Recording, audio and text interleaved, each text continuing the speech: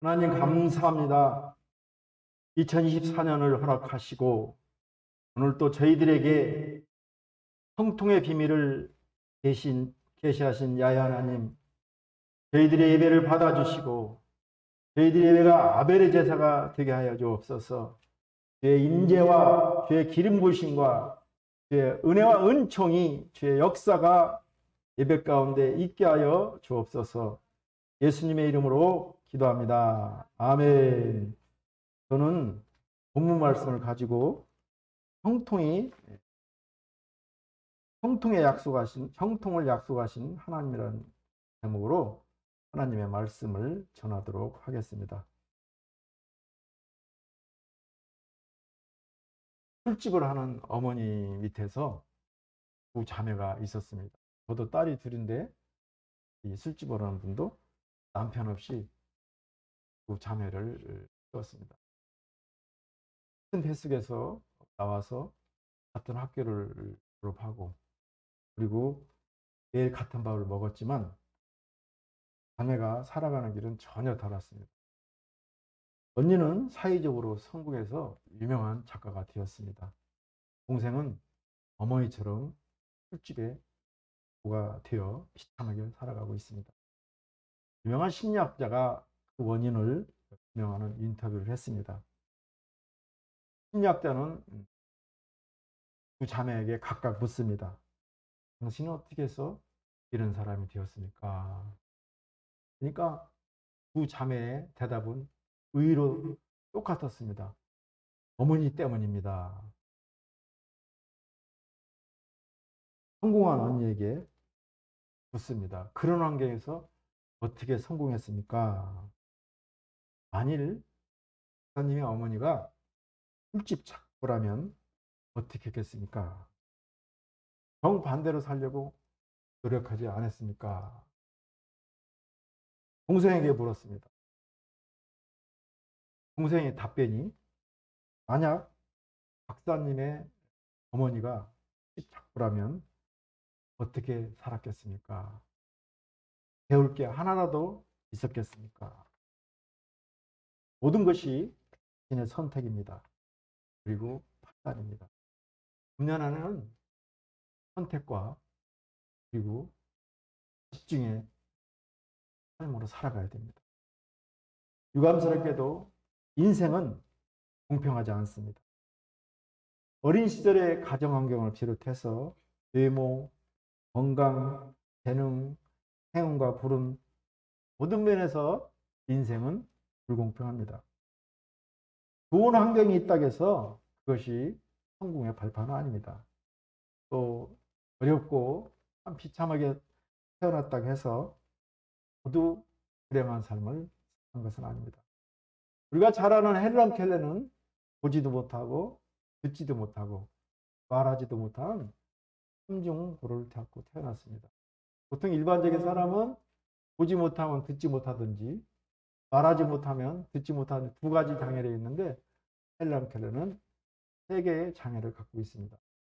그런데도 헬런 켈러는 세계에서 가장 유명한 작가가 되었던 것입니다. 그리고 정상일도 이루기 어려운 큰 업적을 이루었던 것을 우리는 알고 있습니다. 같은 물이라도 소가 마시면 우유가 됩니다. 그런데 뱀이 먹으면 독이 됩니다. 같은 하나님을 믿으면서도 성도들의 삶을 보면 전혀 다른 열매를 맺습니다. 금년천이기 때문에 보통 사자성어로 만사형통이라는 말이 있습니다. 이 말은 개업집이나 신년초, 또 추석인사, 새해인사의 말로 쓰이기도 합니다. 우리가 잘 아는 앤드류 머레이라는 작가는 19세기 남아프리카의 성자로 알려졌습니다. 말씀과 기도와 성령의 사람으로 무려 240편의 책을 쓰기도 했습니다. 자신의 경건과 기도 생활 가운데 직접 체험하고 깨달았던 것을 거스렸기 때문에 우리가 본받아야 될 것이 있습니다. 그는 이렇게 말합니다. 성도들이 예수님과 올바른 관계를 맺을 때 만사 형통하게 된다. 이렇게 말하고 있습니다. 본문은 다윗왕이 죽기 전에 왕이 된 솔로몬에게 형통의 삶의 비결을 신년 벽두에 말해주고 있습니다. 소는 콧대를 잡아야 돼요. 다른 데 잡으면 안 돼요. 토끼는 귀를 잡아야 돼요. 사람은 마음을 잡아야 돼요. 이게 원리고 비결이에요. 유언을 통해서 형통의 비결을 알아보도록 하겠습니다. 먼저 하나님께서 신년 벽두에 형통의 복을 주시겠다고 약속하고 있습니다. 본문은 다윗 왕이 솔로몬을 왕으로 세운 다음에 이 직전에 전한 말입니다. 다윗이 죽음을 앞두고 아들 솔로몬에게 자신의 왕권을 넘겨주면서 인생의 형통의 비결을 전하고 있는 것입니다. 다윗의 유언은 새롭게 만들어진 것이 아니에요. 신명기나 여호수아에 나온 말씀을 자기 나름대로 요약해서 관찰해서 전하는 것입니다. 솔로몬이 받은 유언은 내가 무슨 일을 하든지 어디로 가든지 주님께서 형통하게 해주신다는 약속입니다. 하나님은 이스라엘 백성들과 예수님을 믿는 성도들에게 형통과 은혜의 복을 준비해 주시고 약속해 놓았습니다. 현실이 아무리 어려워도 우리는 현실만 바라보는 것이 아니라 고통 가운데 계신 우리 하나님을 볼 수 있는 영안을 열어야 합니다. 그리고 형통의 복을 받으려면 다윗왕의 유언대로 하나님의 말씀을 아는 것뿐만 아니라 지켜 행해야 됩니다. 알기는 잘하죠. 지금 지식이 흥영하는 말세의 시대이기 때문에 알면 뭐예요? 지켜 행하지 않으면 아무 의미가 없는 거예요. 다윗왕의 유언대로 하나님의 말씀을 지켜 행해야 되는데 솔로몬에게 국가를 잘 다스리려면 용기를 가지고 하나님의 말씀을 지켜라고 말하고 있습니다. 우리는 매일 매 순간마다 두려움에 있어요. 내가 어떻게 잘못되지 않는 두려움, 자동차 사고 나지는 않을까 두려움, 내가 또 시험에 떨어지지 않을 두려움, 여러 가지 두려움 가운데 우리는 가고 우면합니다. 우리 하나님께서는 그러한 우리들에게 성경에 두려워하지 말라라는 말씀이 365번 있어요. 매일 일어나면 두려워하지 말라. 또 두려워하지 말라. 두려워하지 말라. 내가 물 가운데 지날 때라도 빠지지 아니하고 내가 불 가운데 지날 때도 타지 않을 것이며 내가 어디를 가든지 내가 너와 함께 할 것이며 내가 너를 지키리라. 내가 나의 의로운 소리로 붙들리라. 너는 마음을 강하게 하고 담대하여 자루로 오라. 치우치지 말고 오직 야훼의 말씀을 지켜 행하라고 우리 하나님께서는 매일매일 성경을 통해서 말씀하고 있습니다. 아버지의 유언을 받은 솔로몬은 인생 말년에 하나님의 말씀을 등 뒤로 버립니다. 그리고 천명이 되는 후궁들과 관계를 맺으면서 하나님을 버리고 밀랍을 또 바알신을 섬겼던 것입니다. 그래서 그는 인생에 실패를 하지만 인생 말년에 전도서를 쓰면서 하나님께 회개함으로 하나님께서 말씀하시기를 너 때에는 내 나라를 나누지 않지만 내 아들 때에서는 그를 땅을 나누겠다 해서 르호보암 시대 때 유다를 제외하고는 나머지 11개 왕국은 다 분열되고 말합니다. 남유다와 북이스라엘로 분열되고 마는 것입니다. 그렇지만 솔로몬의 회개로 솔로몬 당대에는 나라를 나누지 않습니다. 우리가 하나님의 약속을 받았다면 그것을 머리로만 아는 것이 아니라 손과 발로 온몸으로 지켜 행하게 노력해야 됩니다. 우리 2절 말씀을 함께 읽습니다. 내가 이제 세상 모든 사람이 가는 길로 가게 되었느니 너는 힘써 대장부가 되고 다윗의 시대는 이제 그의 임종과 함께 사라지고 있었고 솔로몬의 시대가 펼쳐지고 있습니다. 하나님은 새롭게 이스라엘을 이끌어 나가야 할 솔로몬에게 분명한 뜻을 주십니다. 그와 함께 할 것이라는 약속도 여러 차례 하신 바 있습니다. 이렇게 약속을 따라 솔로몬은 왕이 되었고 하나님의 축복을 솔로몬을 향해 다윗은 힘써 모든 것을 감당해야 된다고 권면해주고 있는 것입니다. 우리는 여기서 힘써라는 단어에 주목해야 됩니다. 사람들 중에는 흔히 하나님이 이미 약속하셨으니 그 약속을 받은 우리가 노력하지 않아도 저절로 모든 것이 이루어질 것이라고 생각하는 사람들이 너무나 많습니다. 그러나 이것은 정말 잘못된 것입니다. 이렇게 생각하는 사람들은 자기가 받은 약속을 주신 하나님도 올바르게 이해하지 못하고 알지 못하는 사람입니다. 성경에 나타난 많은 믿음의 사람들은 모두 다 하나님의 약속을 성취한 사람들입니다. 그런데 그들은 약속을 전해 듣고 가만히 앉아 그것을 이루어지기를 기다린 것만이 아니라 그것이 이루어지도록 온 힘과 온 마음을 다해서 순종하고 발버둥 쳤던 것입니다. 우리가 잘 아는 독일의 고백교회 목사님인 본 히퍼 목사님은 이렇게 말합니다.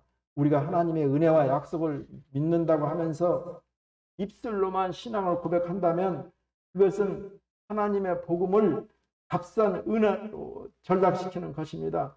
우리가 가진 복음은 십자가 없이는 설명될 수가 없습니다. 주님은 구원과 생명의 약속을 주시면서 자기를 부인하고 자기 십자가를 지고 나를 쫓을 것이니라 이렇게 말씀하고 있습니다. 십자가 없이는 복음도 없습니다. 농부가 흘려야 할 땀과 눈물을 흘리지 않는다면 결실의 시간에 속이 텅 빈 쭉정이 밖에는 아무것도 얻을 수가 없습니다.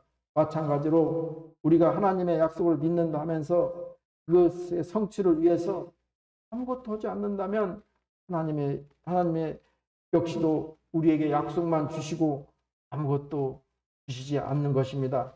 하나님은 우리에게 하나님의 약속을 믿는다는 입술의 고백뿐만 아니라 그 약속을 이루어나가기 위해 우리의 생명과 힘을 다 쏟아서 수고하는 믿음의 삶을 요구하는 것입니다. 저도 그래요. 기도하지만 교회를 위해서 잠을 따기 위해서 몸부림치는 거예요. 밤잠을 안 자고 하루 8시간, 6시간을 자야 되는데 4시간밖에 안 자고 낮에 한 30쪽잠을 자고 그리고 하루 15시간씩 무단히 노력했을 때 작년에도 직업훈련 고사 고용노동부에서 받지 않았습니까? 그게 기도만 하고 그냥 힘써 노력하지 않으면 오지 않아요.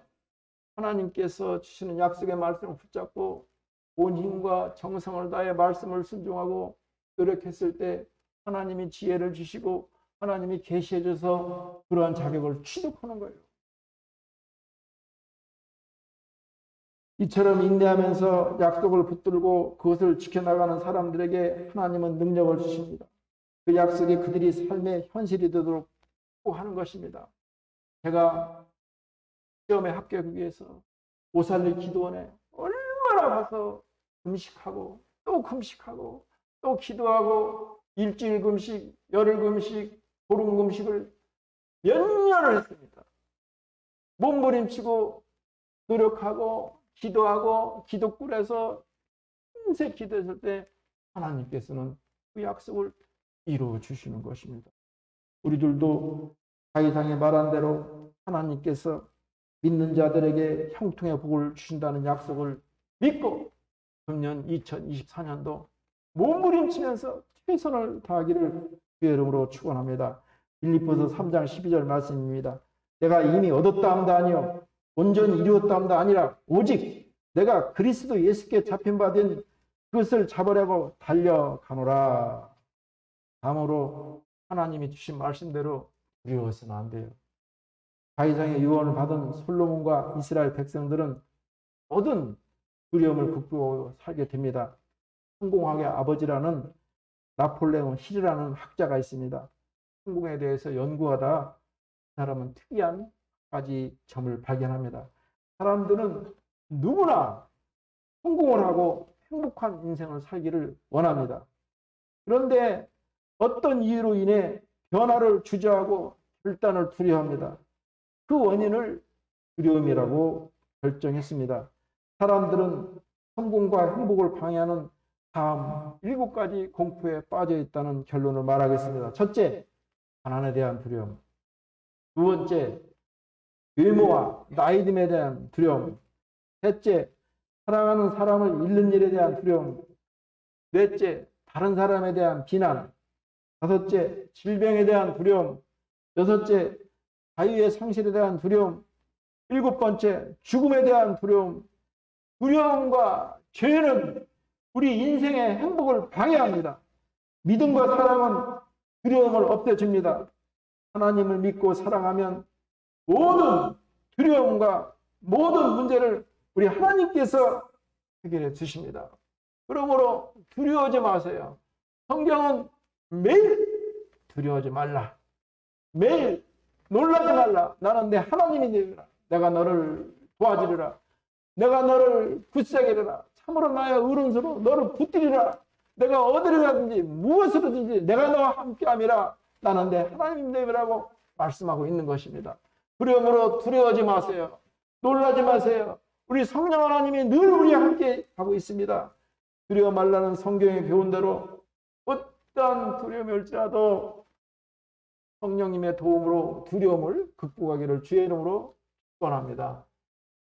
마지막으로 하나님께서 주신 말씀을 지켜 행해야 됩니다. 머리로만 알고 행하지 않으면 안 됩니다. 사회장의 유언의 은혜를 받은 솔로몬과 이스라엘 백성들은 하나님이 주신 말씀을 지켜 행하였습니다. 그래서 그들은 세계 유일한 300만의 작은 민족으로 노벨상의 3분의 1을 차지했고 세계 모든 재산의 3분의 1을 소유하고 있는 것입니다. 나는 유대 민족들을 좋아하지 않아요. 그들은 예수님을 죽였고 우리 기독교를 핍박했던 사람입니다. 이스라엘 민족은 유대교를 믿는 거예요. 예수를 안 믿어요. 그렇지만 그들은 하나님의 말씀을 지켜 행함으로 하나님의 축복 가운데 경제적인 부, 여러 가지 세계 유일의 업적을 쌓고 있지 않습니까? 하나님 앞에 사는 자만이 하나님의 말씀을 온전히 줄 수가 있습니다. 우리 4절 말씀을 함께 읽습니다. 여호와께서 내 일에 대하여 말씀하시기를 만일 내 자손들이 그들의 길을 삼가 마음을 다하고 성품을 다하여 진실이 내 앞에서 행하면 이스라엘 왕에 오를 사람이 내게서 끊어지지 아니하리라 하신 말씀을 확실히 이루게 하시리라. 여기에서 중요한 것은 내 앞에서 사람되어 여기에 주의를 가져야 돼요. 이 말은 하나님이 주신 말씀을 다윗이 인용한 건데 이 말을 전해 듣는 솔로몬이나 우리 입장에서는 다 하나님 앞에서라는 말이 됩니다. 마음을 다하고 성품을 다하여 하나님의 계명을 지킬 것을 요구하고 있습니다. 마음을 다하고 성품을 다하여 이 말을 살펴보면 과연 우리가 죄 많고 연약한 우리가 하나님의 말씀을 온전히 지킬 수 있을까 의심이 들어갑니다. 그러나 이 모든 것이 다 내 앞에서라는 말에 있습니다. 이 말씀은 하나님의 계명을 지키기 위해서는 가장 중요한 것이 우리가 하나님 앞에서 어떻게 행했느냐 그렇지 않느냐는 것입니다. 성경의 곳곳에서 우리 믿음의 선배들, 거룩한 신앙의 선배들이 죄악된 세상에서 어떻게 의를 지켜왔는지를 우리는 알 수 있습니다.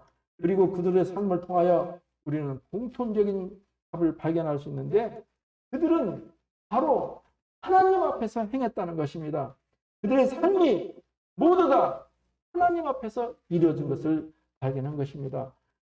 하나님은 우리들이 하나님 자신의 면전에서 행하는 행동을 보시는 분입니다. 하나님 앞에서 살아갈 때 진리를 지키고 의를 행할 수가 있습니다. 결국 성도란 하나님 앞에서 자기의 마음과 행동을 세워가는 사람입니다. 성도가 하나님을 흐림이 없는 맑은 눈으로 바라보고 그 앞에서 살아가려 한다면 겉으로 드러나는 행동뿐만 아니라 보이지 않는 마음까지도 다스릴 수 있는 힘이 생깁니다. 목사님도 겉으로는 거룩하지만 마음속으로는 매 순간 범죄합니다. 그러나 하나님이 보고 계시는데 사람대우를 생각하면 내가 범죄할 수가 없습니다. 하나님은 우리에게 당신의 말씀을 주었습니다. 이 귀한 말씀을 주시면서 우리 하나님은 단순히 그것을 지키려는 책임만 부과하신 분이 아닙니다. 그렇게 살 수 있는 방법까지도 오늘 알려주는 것입니다. 오늘 말씀에서 우리가 살펴본 것처럼 하나님 앞에서 살아가는 것입니다. 그렇게 살아간다면 하나님은 당신 앞에 살아가는 우리들을 돌봐 주실 것이라고 약속하고 있습니다. 우리가 진리 가운데 행하며 의를 지킬 수 있도록 지속적으로 필요한 능력을 공급해 주시는 분이 하나님인 것입니다. 그러므로 우리는 하나님 앞에서 살아가야 됩니다. 호람되어 하나님 앞에 살아감으로 끊임없이 공급하는 하나님의 은혜로 올 1년을 승리하기를 주의 이름으로 축원합니다. 시편 16편 8절입니다. 내가 여호와를 항상 내 앞에 모심이며 그가 나의 오른쪽에 계심으로 내가 흔들리지 아니하리로다. 이인영 집사님이라는 여성 집사님이 충청도에서 음식 장사를 했습니다. 그런데 1988년도에 IMF가 닥치면서 장사가 안 되었습니다. 남편은 이 장사가 안 되자 손님 그 밥상에 같이 앉아서 술을 먹고 손님이 나가서 밤에 술을 먹고 알코올 중독자가 됐습니다. 경제적 타격에 남편과 술 때문에 부부싸움이 잦아졌습니다. 집사님은 21일 작정 기도를 합니다. 우리는 어려울 때 하나님을 찾아가는 거예요. 국회의원 찾아가는 것이 아니라 별관 찾아가는 것이 아니라 부적 찾는 것이 아니라 하나님께 나가서 작정 기도하는 것입니다. 지금 운영하는 식당을 팔게 해주든지 아니면 혼자 영업할 수 있는 운영할 수 있는 업종으로 바꿔주세요. 간절히 기도했습니다. 그러던 어느 날 예배 시간에 목사님으로부터 이런 말을 듣습니다. 처음부터 장소, 목이 나쁜 자리는 없습니다. 다만 하나님과의 관계가 올바르지 못해서 어려운 상황을 맞게 되는 것입니다. 하나님과의 관계가 좋다면 어디서든지 성공할 수 있습니다. 이 말씀을 듣습니다. 우리가 살아가면서 나에게 까닭없는 질병이 있습니까? 한번 뒤돌아보세요. 내가 살아가면서 정말 이상한 경제적인 문제가 있으니까 한번 뒤돌아보세요. 그리고 자녀들이 잘못되면 한번 들어보세요. 욥이 동방에 거부했던 욥이 갑자기 낙타 3,000마리와 이게 다 무너집니다. 다음으로 자녀들이 다 죽습니다. 그리고 까닭없이 자기가 질병이 와서 이 옹기로 살을 긁습니다. 이와 같이 나에게 까닭없는 물질적인 어려움이나 또 까닭없는 질병이나 자녀들이 죽게 되면 한번 뒤돌아보기 바랍니다. 우리가 하나님과의 관계가 바르겠으면 하나님이 놀라운 복을 주시는 것입니다. 우리 이인영 집사님은 자신이 하나님과의 관계가 올바르지 않았기 때문에 하나님의 축복을 받지 못하는 것을 깨닫게 됩니다. 정신이 번쩍 든 집사님은 하나님 앞에 나가서 무릎 꿇고 회개 기도를 합니다. 그 후로는 이상하게 기쁨으로 또 감사함으로 손님들을 맞이할 때 식당이 또 잘 되는 거예요. 특별히 변한 것도 없는데.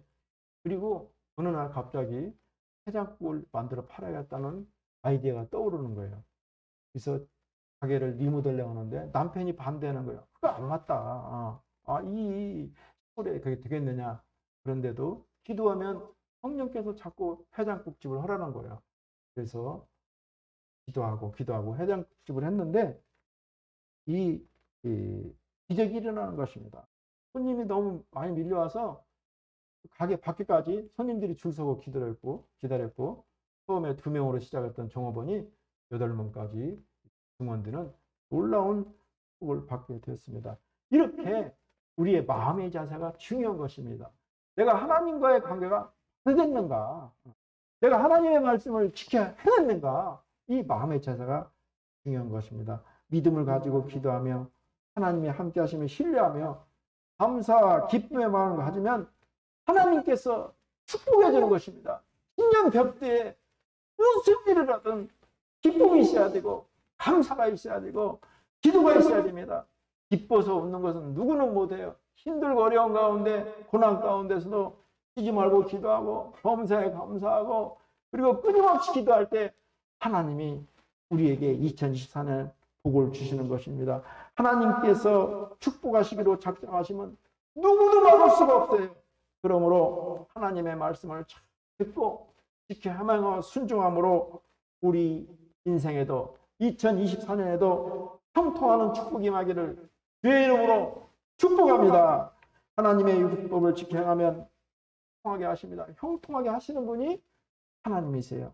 솔로몬과 이스라엘 백성들이 말씀을 잘 지켜 행하자 하나님은 약속하신 대로 그들에게 형통의 복을 주었던 것입니다. 말씀을 정리하겠습니다. 먼저 말씀을 지켜 행할 때 하나님께서 형통의 복을 주시겠다고 오늘 신년벽두에 약속하고 있습니다. 다음으로 두려움을 버려야 돼요. 우리를 망하게 하는 것은, 우리가 전진하지 못하게 하는 것은 두려움입니다. 그리고 하나님의 주신 말씀을 지켜 행하기를 바랍니다. 그리할 때 우리 하나님께서 형통하게 하십니다. 우리들도 솔로몬과 이스라엘 백성들처럼 하나님의 말씀을 잘 지킴으로 올 한 해 하나님이 주시는 형통의 복이 임하기를 주의 이름으로 축복합니다. 주의 이름으로 축원합니다. 기도합니다. 하나님 감사합니다. 하나님 형통의 비결이 여기에 있습니다. 다윗이 솔로몬에게 유언했던 것 같이 하나님의 약속의 말씀을 알고 마음과 정성을 다해 지켜 행함으로 하나님의 주시는 형통의 복이 우리 모든 성도들에게 임하게 하여 주옵소서.